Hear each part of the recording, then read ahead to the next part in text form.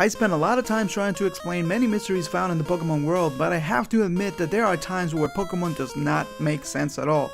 So today I'm going to be sharing with you 15 examples of bad Pokemon logic.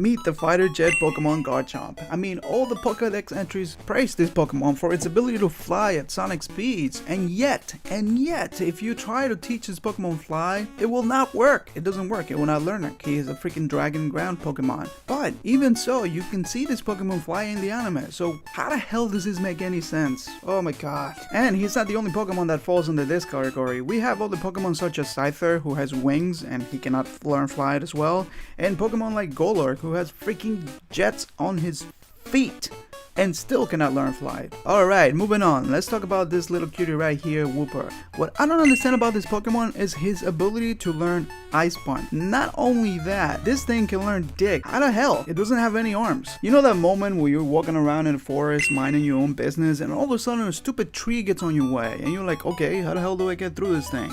And it's like, no, you gotta use the move Cut. I'm like, what?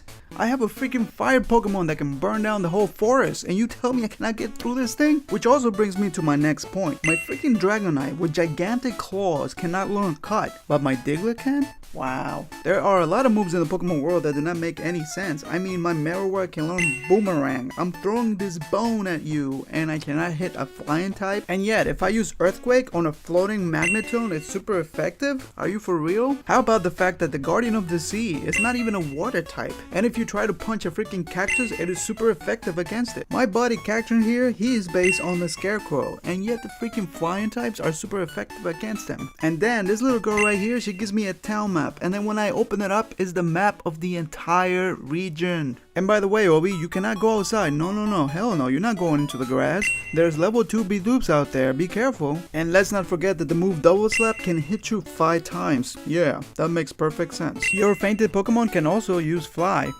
I wonder what that looks like. And don't forget that it's physically impossible for you to run without these shoes. And the last one that kind of pissed me off a little bit is the fact that in Generation 2, I'm like, here mom, save some of my money. I'm gonna be sending you some of my money because, I don't know, I want to go to college maybe. And then she freaking calls me to let me know that she's spending all my money on stupid items. Thank you, mom. Well, there you have it, guys. I hope that you enjoyed this quick little video, which was some sort of a rant.